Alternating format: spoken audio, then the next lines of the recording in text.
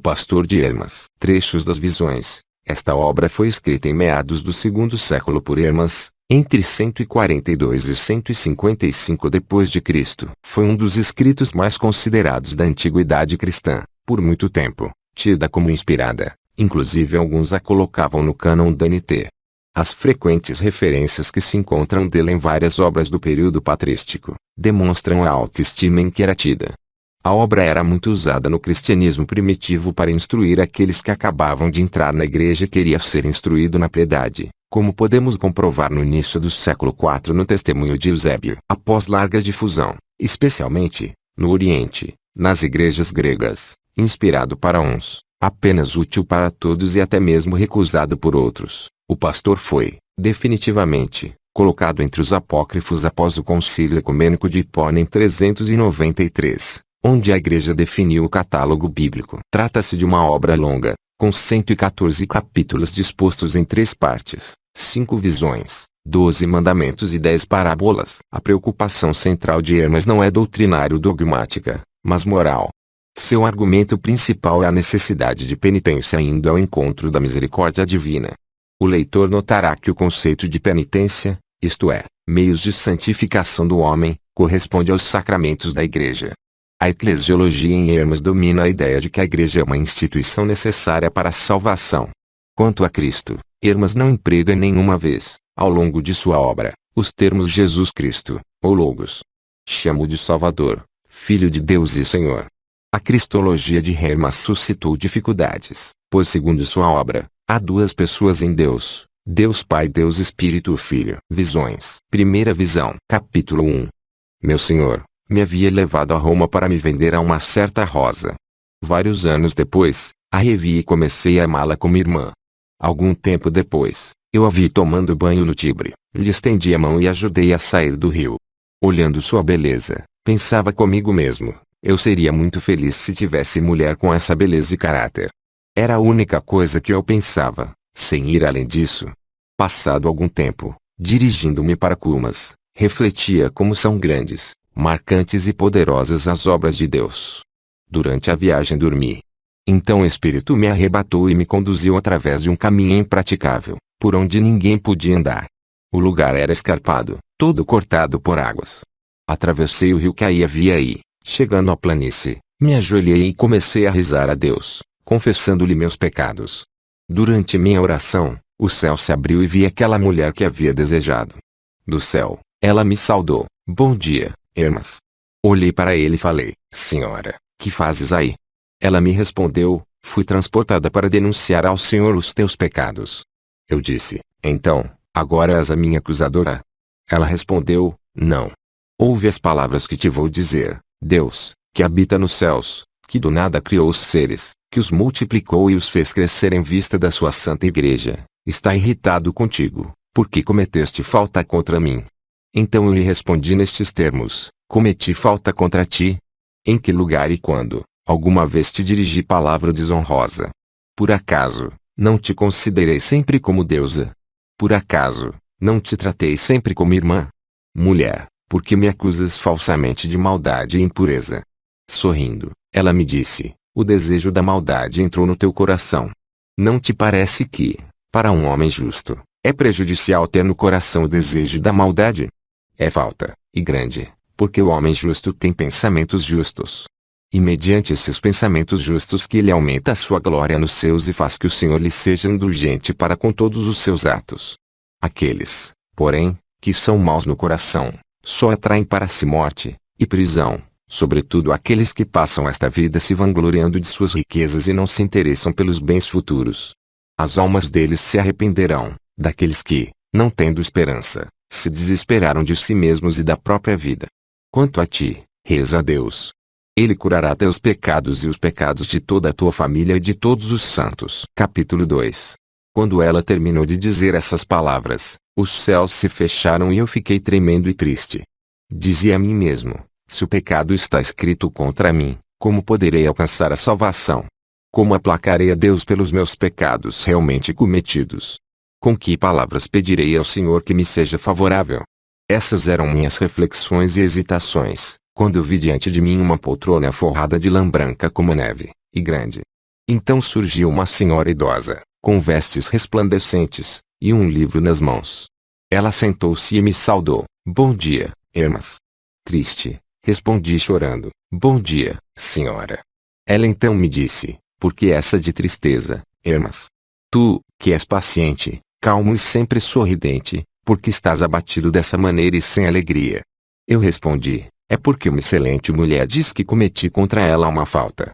Então ela continuou, para um servo de Deus não se trata do ato em si mesmo. Mas certamente o desejo a respeito dela entrou no teu coração. Para os servos de Deus, intenção desse tipo conduz ao pecado. Para o Espírito muito santo e já provado, intenção má, desejar má ação é de se espantar, sobretudo tratando-se do casto Hermas, que se abstém de todo mau desejo, que é pleno de perfeita simplicidade e grande inocência. Capítulo 3. Entretanto, não é por isso que Deus está irritado contigo, mas porque teus filhos agem mal diante do Senhor e de vós, seus pais, que os mantendes. De fato, amas teus filhos e não os corriges. Ao contrário, deixas que eles se corrompam terrivelmente. É por isso que o Senhor está irritado contigo. Mas Ele vai curar todos os males que atingiram tua família, pois é por causa dos pecados e faltas deles que estás arruinado em teus negócios temporais. A grande misericórdia do Senhor teve compaixão de ti e de tua família. Ele te fortalecerá e te estabelecerá na sua glória. Quanto a ti, apenas não desanimes, tem coragem e fortaleça tua família. O ferreiro, com o martelo, consegue o objeto que ele quer, da mesma forma, a palavra justa de cada dia consegue superar qualquer iniquidade. Portanto, não cesses de corrigir teus filhos. Eu sei que, se eles fizerem penitência do fundo do coração, serão inscritos nos livros da vida com os santos. Quando terminou de falar, ela ainda me perguntou, queres ouvir a leitura? Respondi, quero sim, senhora. Ela continuou, presta atenção e escuta os louvores de Deus. Eu ouvi coisas sublimes e admiráveis, que não consegui guardar. Todas essas palavras causam arrepios e o homem não é capaz de alcançar. Entretanto, lembro-me das últimas palavras, pois eram do nosso alcance e doces, vê. O Deus das potestades, aquele que com seu poder invisível e superior e grande inteligência criou o mundo, que por sua gloriosa vontade revestiu de graças as suas criaturas, que por sua palavra poderosa fixou o céu e assentou a terra sobre as águas, que por sua sabedoria e previdência criou a Santa Igreja e também a abençoou, esse mesmo Deus desloca os céus e as montanhas, as colinas e os mares, que se tornam uma coisa única para os eleitos dele. Assim, ele cumpre na sua glória e alegria a promessa que fez para eles, se ao menos observarem os mandamentos do Senhor, que receberam com grande fé. Capítulo 4. Quando ela terminou de ler e se levantou da poltrona, chegaram 4 jovens que, levando a poltrona, foram embora, em direção ao oriente. Então ela me chamou, tocou no meu peito e disse, gostou da minha leitura? Respondi, senhora, as últimas palavras me agradam, mas as anteriores são penosas e duras. Ela ainda falava comigo, quando apareceram 2 homens, a tomaram pelos braços e se foram, na mesma direção da poltrona, para o lado do oriente. Quando estava para partir, o ar dela era alegre e, ao se retirar, me disse, seu homem, Hermas. Segunda visão. Capítulo 5. Eu me dirigia para Cumas, na mesma época do ano anterior. Enquanto caminhava, lembrei-me da visão que tivera no ano anterior, e novamente um espírito me arrebatou e me transportou para o mesmo lugar do ano precedente. Chegando aí, ajoelhei, comecei a rezar ao Senhor e a glorificar o seu nome, por me ter considerado digno e me ter dado a conhecer os meus pecados passados. Ao me levantar da oração, vi diante de mim a senhora idosa que eu vira no ano anterior. Ela caminhava e lia um pequeno livro. Então me disse, podes anunciar isto aos eleitos de Deus? Eu lhe respondi, senhora, não consigo guardar na memória tantas coisas. Dá-me o livrinho, para que eu faça uma cópia. Ela disse, toma e depois me devolve. Eu tomei e, afastando-me para um lugar do campo, copiei tudo, letra por letra, porque não conseguia reconhecer as sílabas. Quando terminei de copiar as letras do livrinho, repentinamente me foi tirado da mão, sem eu ver quem o tomou. Capítulo 6. Depois de 15 dias de jejum e muitas orações ao Senhor, foi-me revelado o sentido do texto. Estava escrito o seguinte, Hermas, teus filhos se revoltaram contra Deus, blasfemaram o Senhor, traíram seus pais com muita maldade e tiveram de ouvir o nome de traidores de seus pais. Sua traição de nada lhes aproveitou e ainda continuaram acrescentando aos seus pecados a impureza e as contaminações da maldade e, desse modo, suas iniquidades chegaram ao máximo.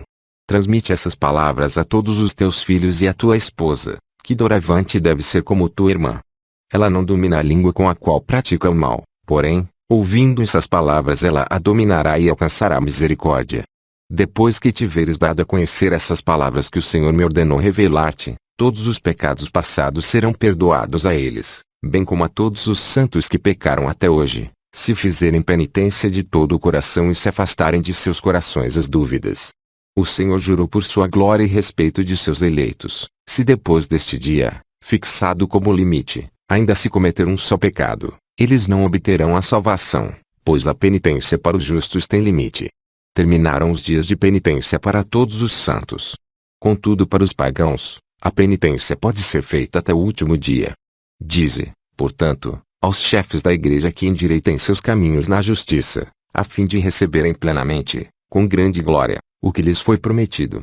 Perseverai, portanto, vós que praticais a justiça, e não duvideis, para que o vosso caminho esteja com os santos anjos. Felizes sois vós que suportais a grande tribulação que se aproxima, e todos os que não renegarem a sua própria vida.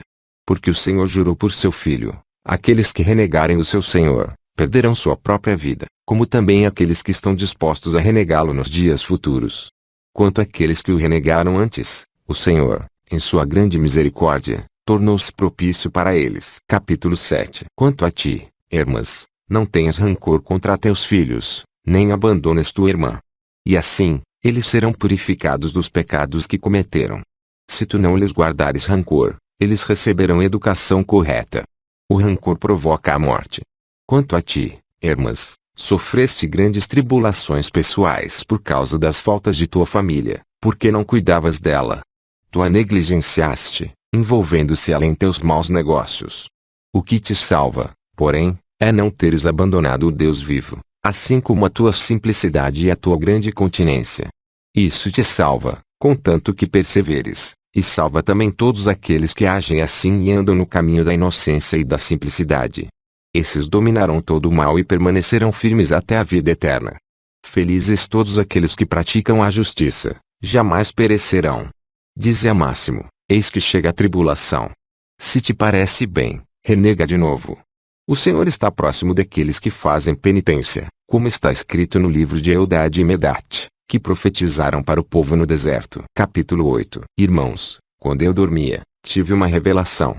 Foi-me feita por um jovem encantador, que me disse, quem achas que é a mulher idosa de quem recebeste o livrinho? Eu respondi, a Sibila. Ele disse, estás enganado.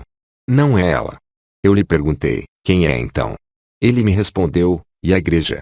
Eu lhe perguntei, então, por que era tão idosa? Ele respondeu, porque foi criada antes de todas as coisas. Por isso, ela é idosa. Foi por meio dela que o mundo foi ordenado. Depois disso, tive uma visão em minha casa. A mulher idosa apareceu e me perguntou se eu já havia entregue o livrinho aos presbíteros. Eu respondi que não. Ela continuou, fizeste bem, porque tenho algumas palavras para acrescentar. Quando eu tiver terminado tudo o que tenho a dizer, tu darás a conhecer a todos os eleitos. Farás 2 cópias do livrinho e as mandarás, uma a Clemente e outra a Grapta. Clemente, por sua vez, mandará a cópia às outras cidades, porque essa missão é dele. Grapta exortará as viúvas e os órfãos. Tu lerás para esta cidade, na presença dos presbíteros que dirigem a igreja. Terceira visão. Capítulo 9. Irmãos, esta é a terceira visão que eu tive. Eu tinha jejuado frequentemente e pedido ao Senhor que me concedesse a revelação que ele tinha prometido fazer-me por meio da mulher idosa. Nessa mesma noite, ela me apareceu e disse, já que tens tanto desejo de conhecer tudo, vai ao campo onde cultivas a espelta, e pela 5ª hora eu aparecerei a ti e te mostrarei o que precisas ver. Eu lhe perguntei, Senhora, em que lugar do campo? Ela respondeu, onde quiseres. Escolhi um lugar belo e afastado. Contudo, antes que eu lhe falasse e dissesse o lugar, ela me disse, irei onde quiseres. Irmãos, eu caminhava, então, pelo campo, cantando as horas. Cheguei ao lugar onde lhe havia dito que iria e vi um banco de marfim e em cima dele uma almofada de linho e, estendido sobre ela um véu de linho finíssimo. Ao ver esses objetos, sem que houvesse ninguém no lugar. Fiquei espantado. Fui tomado de tremor e meus cabelos ficaram em pé. Ao ver-me sozinho ali, tive calafrios. Contudo, caí em mim, lembrei-me da glória de Deus e recobrei a coragem. Ajoelhei-me e confessei novamente ao Senhor os meus pecados, como já fizera antes. Então ela apareceu com os 6 jovens que eu já vira antes, aproximou-se de mim, ouviu-me rezando e confessando meus pecados ao Senhor. Ela me tocou e disse: Hermas, para de suplicar somente por teus pecados. Suplica também pela justiça, a fim de obter um tanto dela para tua família. Então ela me levantou pela mão, levou-me até junto ao banco e disse aos jovens: Ide construir. Então os jovens se retiraram, deixando-nos sozinhos. Ela me disse: Senta aqui. Eu lhe respondi: Senhora, deixa que os presbíteros sentem primeiro. Ela replicou: Faz o que te digo, senta. Quis então sentar-me à direita. Ela, porém, não me permitiu, e me faz sinal com a mão para sentar à esquerda. Eu estava pensativo e triste, porque ela não me permitiu sentar à direita. Então ela me disse: Estás triste, Hermas? O lugar da direita está reservado para outros, para os que já agradaram ao Senhor e sofreram por causa do nome. Ainda te falta muito para poderes sentar-te com eles. Contudo, persevera na tua simplicidade, como fizeste até agora, e sentarás ao lado deles e também com todos aqueles que farão o que eles fizeram e sofrerão o que eles sofreram. Capítulo 10. Eu lhe perguntei: O que é que sofreram? Ela me respondeu: Houve açoites, prisões, grandes tribulações, cruzes, feras, tudo por causa do nome. E por isso que está reservado para eles o lado direito do santuário, a eles e a todo aquele que sofre por causa do nome. Os outros ficam do lado esquerdo. Mas uns e outros, os que estiverem sentados à direita e os que estiverem à esquerda, gozam dos mesmos dons e das mesmas promessas. Os que estão sentados à direita, porém, têm glória particular. Tu desejas sentar à direita com eles, mas teus defeitos são numerosos. Deverás ser purificado de teus defeitos, e todos aqueles que não tiverem duvidado serão purificados de todos os seus pecados cometidos até hoje. Depois de dizer isso, ela fez menção de ir embora. Lancei-me a seus pés, suplicando-lhe, pelo Senhor, que me concedesse a visão que ela me prometera. Ela tomou de novo a minha mão, levantou-me e me fez sentar no banco à esquerda. Ela também sentou, à direita. Depois, levantou um bastão brilhante, e me disse: Estás vendo uma coisa grande? Eu lhe respondi: Senhora, não estou vendo nada. Ela continuou: Não estás vendo diante de ti uma grande torre que está sendo construída sobre as águas, com pedras quadradas e brilhantes? Com efeito, ela estava sendo construída em forma quadrada pelos 6 jovens que tinham vindo com ela. Outros milhares e milhares de homens carregavam as pedras, uns do fundo da água, outros da terra, e as entregavam aos 6 jovens, que as recebiam e construíam. Eles colocavam as pedras tiradas do fundo da água, pois já eram lavradas, e se ajustavam imediatamente na construção perfeitamente às outras pedras. Ajustavam-se tão bem umas com as outras, que não se via nenhuma juntura, e a torre parecia construída como um só bloco. Das pedras trazidas da terra, umas eram rejeitadas e outras utilizadas, outras ainda eram quebradas e jogadas longe da torre. Muitas outras pedras estavam no chão, ao redor do edifício. Não as utilizavam na construção, porque algumas estavam carcomidas, outras rachadas, outras mutiladas, outras ainda eram brancas e redondas e não se encaixavam na construção.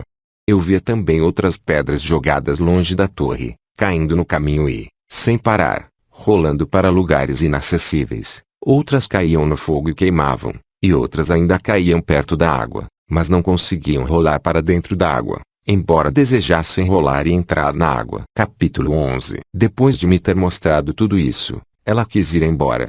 Eu lhe disse: Senhora, que me serve ver essas coisas, se não sei o que significam? Ela me respondeu, curioso para conhecer o que se refere à torre. Eu lhe disse: Sim, senhora, quero conhecer para anunciar aos irmãos e alegrá-los, para que, ouvindo isso, conheçam a Deus em toda a sua glória. Ela então me disse: Muitos ouvirão. Contudo, depois de ouvirem, uns se alegrarão e outros chorarão. Todavia, também estes últimos, se ouvirem e fizerem penitência, se alegrarão. Ouve, portanto, as parábolas da torre, pois eu vou te revelar tudo. Não me incomodes mais, pedindo-me revelação, pois essas revelações podem acabar. Tu, porém, Não pararás de pedir revelações, pois és insaciável. A torre que viste em construção, sou eu mesma, a igreja, que viste agora e antes. Pergunta o que desejas a respeito da torre, eu te revelarei, para que te alegres com os santos. Eu lhe pedi, Senhora, agora que me julgaste digno de todas as revelações, revela-me. Ela me disse, o que convém te revelar, será revelado. Basta que teu coração esteja voltado para Deus e não duvides de nada do que vires. Eu lhe perguntei, Senhora, por que a torre está construída sobre as águas? Ela respondeu, já te disse que és curioso a respeito das Escrituras e pesquisas com cuidado. Pesquisando, encontras a verdade. Ouve porque a torre foi construída sobre as águas, é porque vossa vida foi salva pela água e ainda o será. A torre foi construída pela palavra do nome todo-poderoso e glorioso, e é sustentada pela força invisível do Senhor. Capítulo 12. Então continuei, Senhora, que coisa grande e admirável. Senhora, quem são os 6 jovens que constroem? Ela respondeu, são os santos anjos de Deus, criados em primeiro lugar.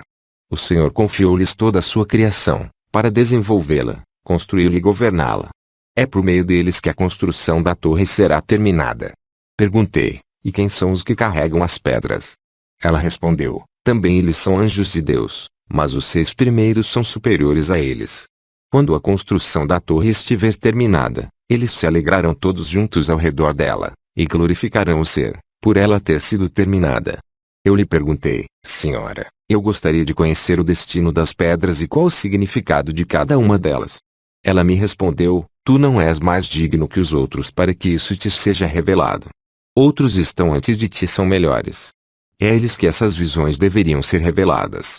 Contudo, para que o nome do Senhor seja glorificado, tu recebeste e receberás ainda essas revelações, por causa dos que vacilam, dos que ficam se perguntando se tudo isso é real. Diz-lhes que tudo isso é ou não é verdadeiro e que nada disso está fora da verdade. Tudo é firme, sólido e bem alicerçado. Capítulo 13. Ouve agora o que se refere às pedras que entram na construção. As pedras quadradas e brancas, que se ajustam bem entre si, são os apóstolos, os bispos, os doutores e os diáconos. Todos esses, caminhando segundo a santidade de Deus, desempenharam com pureza e santidade seu ministério de bispos, doutores e diáconos a serviço dos eleitos de Deus. Uns já morreram e outros ainda vivem. Estes são os que estiveram sempre de mútuo acordo, conservaram a paz entre si e se ouviram reciprocamente. É por isso que na construção da torre suas junturas se ajustavam bem. Eu perguntei, e quem são as pedras tiradas do fundo da água, que se colocam na construção e pelas suas junturas se ajustam bem às outras já colocadas? Ela respondeu, são os que sofreram por causa do nome de Deus. Eu continuei, Senhora, quero saber também quem são as outras pedras tiradas da terra. Ela respondeu, as que entram na construção sem ser talhadas são os que o Senhor aprovou, porque andaram no caminho reto do Senhor e respeitaram perfeitamente seus mandamentos. Continuei, e quem são aquelas que eram levadas e postas na construção? Ela respondeu, são os novatos na fé, porém fiéis. Os anjos os exortam a praticar o bem, e não se encontrou neles nenhum mal. Perguntei ainda, e quem são aquelas que eram rejeitadas e jogadas fora? Ela respondeu, são aqueles que pecaram e que desejam fazer penitência. Por isso não foram jogados muito longe da torre. Se fizerem penitência, serão úteis para a construção. Aqueles que têm intenção de fazer penitência, caso façam penitência, ficarão firmes na fé, contanto que façam penitência agora, enquanto a torre ainda está em construção. Quando ela estiver terminada, não haverá mais lugar para eles, serão rejeitados, e só poderão permanecer perto da torre. Capítulo 14. Queres conhecer as pedras que são cortadas e jogadas para bem longe da torre? São os filhos de iniquidade. Tem fé hipócrita e nenhuma forma de maldade se afastou deles. É por isso que não alcançam a salvação. São inúteis para a construção, por causa de suas maldades. Foram, portanto, feitos em pedaços e jogados para longe pela ira do Senhor, pois eles o irritaram. Entre as outras que viste jogadas em grande número pelo chão, e que não entravam na construção, as carcomidas são aqueles que conheceram a verdade, mas não perseveraram nela, nem aderiram aos santos. Por isso, são inúteis. Perguntei, e quem são as pedras com rachaduras? Ela respondeu, são aqueles que nutrem rancor mútuo no coração, e não conservam a paz entre si. assumem aparência de paz, mas, quando se separam, suas maldades persistem em seus corações. São essas as rachaduras dessas pedras. As pedras mutiladas são aqueles que têm fé e, no essencial, permanecem ligados à justiça, mas neles subsistem restos de iniquidade. É por isso que elas estão mutiladas e não inteiras. Eu perguntei, Senhora, e quem são as pedras brancas e redondas, que não se adaptam à construção? Ela me respondeu, até quando serás ignorante e sem bom senso? Perguntarás tudo sem nada compreenderes por ti mesmo? São aqueles que têm fé, mas também conservam as riquezas deste mundo. Quando chega a tribulação, por causa de suas riquezas e negócios, eles renegam seu Senhor. Eu então lhe replico, Senhora, quando é que eles serão úteis para a construção? Ela me diz, quando for aparada a riqueza que os domina, então serão úteis para Deus. A pedra redonda não pode se tornar quadrada se não for cortada e não perder algo de si. Do mesmo modo, os ricos deste mundo não poderão ser úteis ao Senhor, se suas riquezas não forem aparadas. Aprende contigo mesmo, enquanto eras rico, eras inútil, agora, porém, és útil e frutuoso para a vida. Tornai-vos úteis para Deus. Tu mesmo foste uma dessas pedras. Capítulo 15. As outras pedras que viste jogadas longe da torre, caindo no caminho e rolando daí para lugares inacessíveis, são aqueles que tiveram a fé, mas que, devido às suas dúvidas, abandonam o seu verdadeiro caminho. Eles acham que podem encontrar caminho melhor, se extraviam e se enveredam lamentavelmente, andando por lugares inacessíveis. As que caem no fogo e queimam são aqueles que se afastaram para sempre do Deus vivo, e não lhes acudiu à inteligência a ideia de fazerem penitência das paixões e das obras perversas que praticam. Queres saber quem são aquelas que caem junto da água, mas não conseguem rolar para dentro dela? São aqueles que ouviram a palavra de Deus e querem ser batizados em nome do Senhor. Contudo, quando tomam consciência da pureza que a verdade exige, mudam de opinião e voltam novamente para seus desejos perversos. E assim ela terminou a explicação da torre. Sem escrúpulos, eu lhe perguntei se todas essas pedras rejeitadas e impróprias para a construção podiam fazer penitência e encontrar lugar na torre. Ela me respondeu, elas podem fazer penitência, mas não podem se encaixar nessa torre. Elas se encaixarão em outro lugar muito menor e só depois que tiverem passado pelas provações da penitência e cumprido os dias necessários para expiar os seus pecados. São transportadas para outro lugar, porque participaram da palavra de justiça. Se refletirem sobre as obras perversas que cometeram, serão transportados das provações. Se não refletirem, não serão salvos, e isso devido à dureza de seus corações. Capítulo 16. Quando terminei de a interrogar sobre todas essas coisas, ela me disse, queres ver mais alguma coisa? Eu estava muito desejoso de ver, e fiquei deveras contente. Ela me olhou sorridente e perguntou, vês 7 mulheres ao redor da construção? Eu respondi, sim, senhora. Ela continuou, a torre é sustentada por elas, por ordem do Senhor. Ouve agora as funções que elas desempenham. A primeira, de mãos fortes, se chama fé. É por meio dela que os eleitos do Senhor são salvos. A segunda, que tem cinto e aspecto viril, chama-se continência, e é filha da fé. Todo aquele que a segue é feliz durante a vida, porque se abstém de toda má ação, crendo que, por se abster de todo desejo perverso, herdará a vida eterna. Eu então perguntei, senhora, e quem são as outras? Ela continuou, elas são filhas uma da outra e se chamam simplicidade, ciência, inocência, santidade e caridade. Portanto, se realizares todas as obras da mãe delas, viverás. Perguntei, senhora, eu desejaria saber qual é o poder de cada uma delas. Ela respondeu, ouve quais são os poderes delas. Elas estão subordinadas umas às outras e seguem-se mutuamente, conforme são geradas. Da fé nasce a continência, da continência, a simplicidade, da simplicidade, a inocência, da inocência, a santidade, da santidade, a ciência, da ciência, a caridade. Suas obras são puras, santas e divinas. Quem quer que se torne seu servidor e tenha força para perseverar em suas obras, habitará na torre, junto com os santos de Deus. Perguntei-lhe ainda sobre os tempos, para saber se já havia chegado o fim. Ela, então, gritou em voz alta, insensato, não vês que a torre ainda está em construção? Quando estiver terminada, então chegará o fim. E ela será terminada logo. Não me perguntes mais nada. Basta-te, ó santos, lembrar-vos disso e renovar vossos espíritos. Mas não é somente para ti que tudo isso foi revelado. Deves torná-lo conhecido de todos, em 3 dias. Em primeiro lugar, és tu que deves refletir. Hermas, eu te ordeno repetir literalmente aos santos todas as palavras que te vou dizer, para que, depois de tê-las ouvido e observado, eles sejam purificados de seus pecados, e tu com eles. Capítulo 17. Filhos, escutai-me.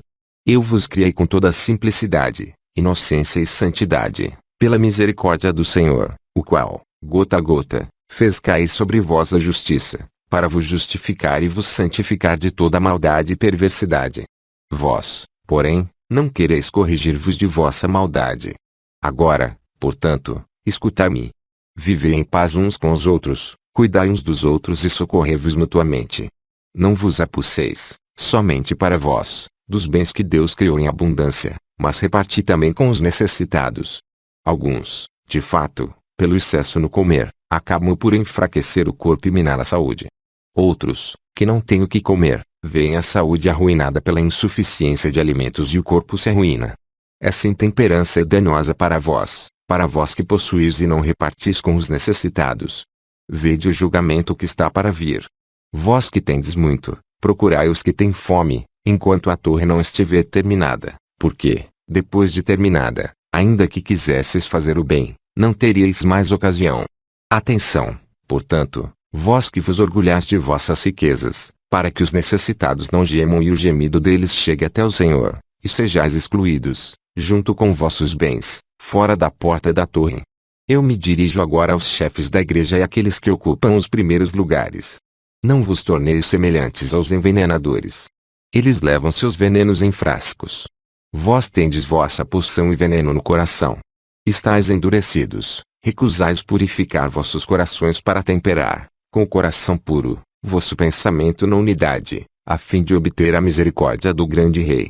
Atenção, portanto, meus filhos, para que essas divisões não tirem a vossa vida. Como pretendeis instruir os eleitos do Senhor, se vós mesmos não tendes instrução? Instruí-vos, portanto, uns aos outros, e conservai a paz mútua, a fim de que também eu, apresentando-me alegre diante do Pai, possa falar favoravelmente a respeito de todos ao vosso Senhor. Capítulo 18. Quando ela terminou de falar comigo, chegaram os 6 jovens encarregados da construção e a levaram para a torre. Outros 4 tomaram o banco e também o levaram para a torre. Não vi o rosto deles, pois estavam de costas. No momento em que ela se retirava, eu lhe pedi que me explicasse as 3 formas sob as quais ela me aparecera. E ela me respondeu: é necessário que o perguntes a outro para que o revele a ti. Irmãos, eu a tinha visto, na primeira visão do ano anterior, muito idosa e sentada na poltrona. Na visão seguinte, ela estava com aspecto mais jovem, porém o corpo e os cabelos eram de idosa. Ela me falava de pé e estava mais alegre do que antes. Por ocasião da terceira visão, ela era inteiramente jovem e muito bela, só os cabelos eram de idosa. Estava muito alegre e sentada num banco. Eu estava muito intrigado para compreender a revelação prometida sobre essas coisas. De noite, numa visão, vi a mulher idosa, que me disse: toda pergunta exige humildade. Jejua, portanto, e obterás o que pedis ao Senhor. Jejuei então um dia e, nessa noite, me apareceu um jovem que me disse: por que pedes continuamente revelações na oração? Atenção! Pedindo muito, podes prejudicar teu corpo.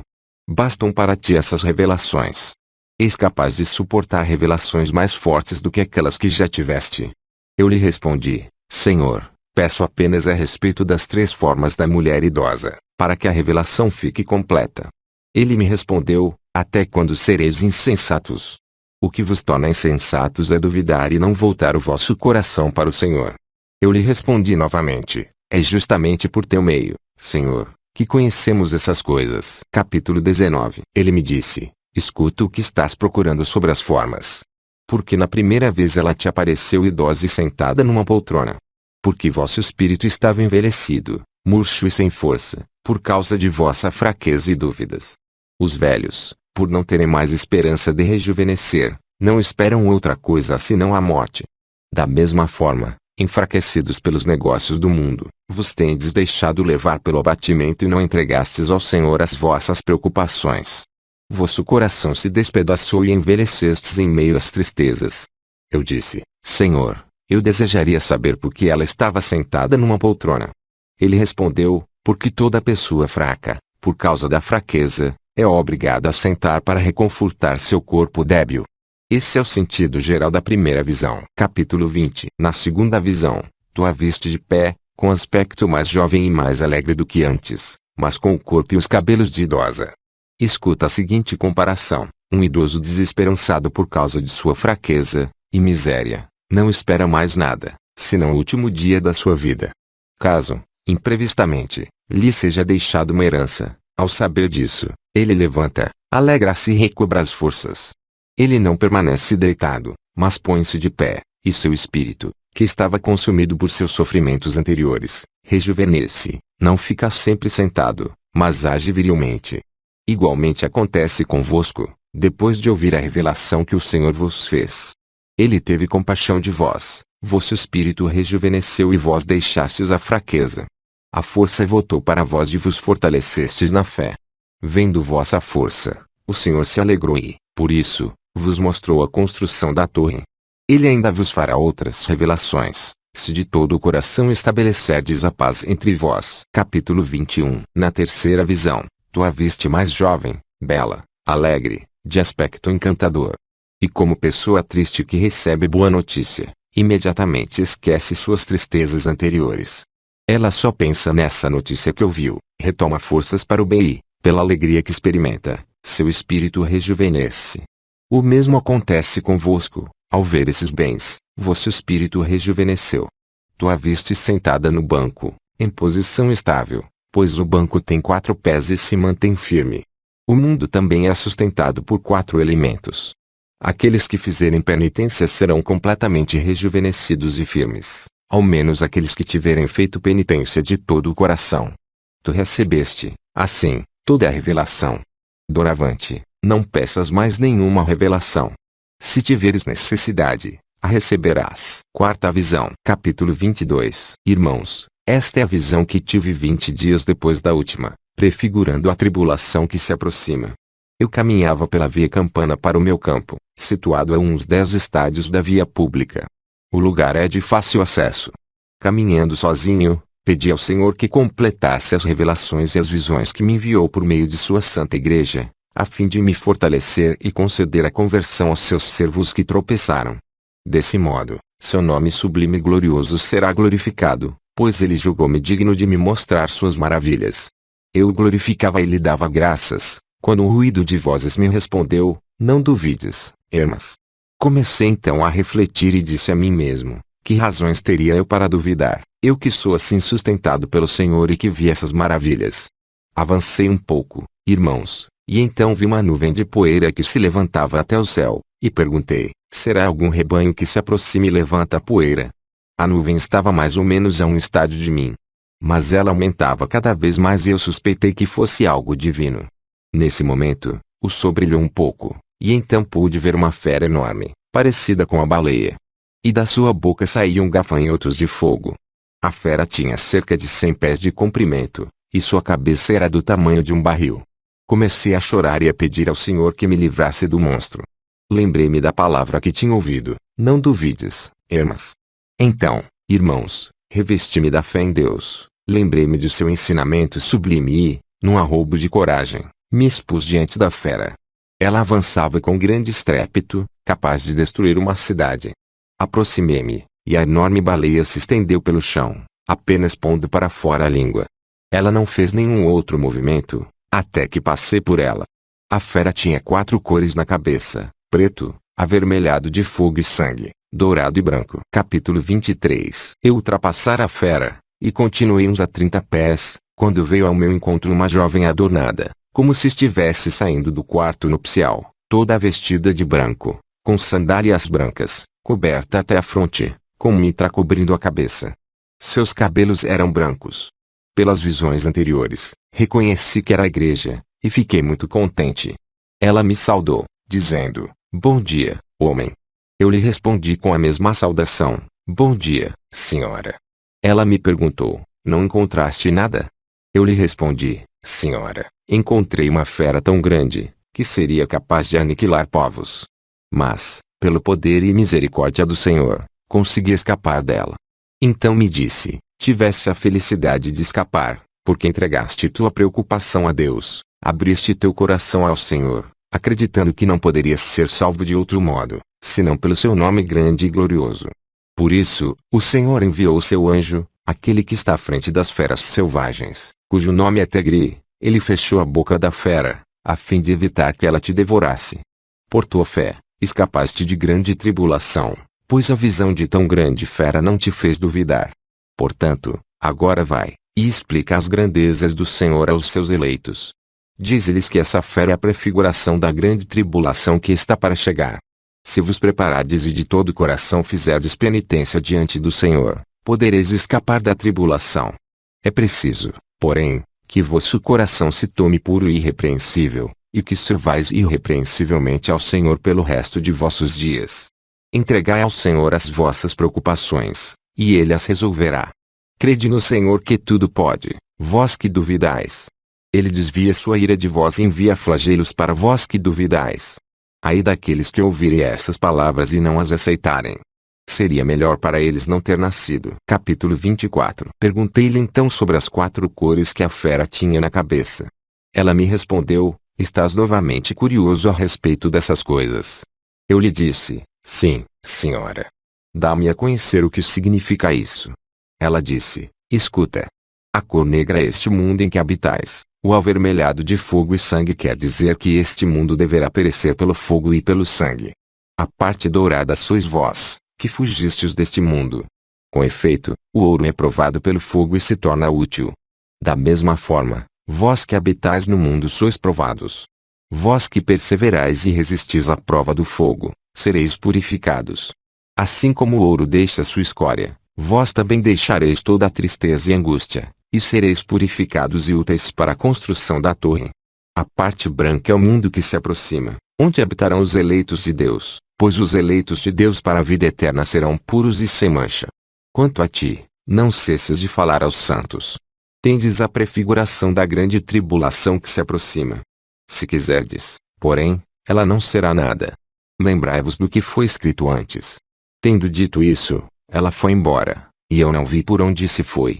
Apareceu uma nuvem e eu, apavorado, voltei-me para olhar para trás, com a impressão de que a fera estivesse voltando. Quinta visão. Capítulo 25. Eu estava rezando em casa, sentado na cama, quando vi entrar um homem de aparência glariosa, vestido com roupas de pastor, coberto com pele branca de cabra, com o bornal nas costas e o cajado na mão. Saudou-me e respondi à saudação. Imediatamente ele sentou ao meu lado, e me disse: fui enviado pelo anjo mais venerável, para morar contigo pelo resto da tua vida. Pareceu-me que ele estava ali para me provar. Eu lhe perguntei: quem és tu? Eu sei muito bem a quem fui confiado. Ele me disse: não me reconheces? Eu respondi: não. Ele continuou: eu sou o pastor, a quem foste confiado. Ele ainda falava, quando seu aspecto mudou, e então o reconheci. Era justamente aquele a quem eu fora confiado. Logo a seguir, cheio de confusão, fui tomado pelo medo e completamente arrasado pela tristeza. Será que eu o tinha tratado de forma desconsiderada e insensata? Ele, porém, me respondeu: não te perturbes. Ao contrário, fortalece-te com os mandamentos que te darei, pois fui enviado para te mostrar, ainda uma vez, tudo o que viste antes, os principais pontos úteis para vós. Quanto a ti, anota tudo sobre os mandamentos e as parábolas. Escreverás as outras coisas, conforme eu te indicar. Ordeno que escrevas primeiro os mandamentos e as parábolas, para que possas lê-los e observá-los imediatamente. Então escrevi os mandamentos e as parábolas, conforme ele me ordenara. Se vós os escutardes e observardes, se caminhardes neste caminho e os puserdes em prática com o coração puro, recebereis do Senhor tudo o que vos prometeu. Todavia, se depois de escutardes, não vos converterdes, se continuardes a pecar, recebereis do Senhor o contrário. Eis aqui tudo o que o pastor, o anjo da penitência, me ordenou que escrevesse. Fim.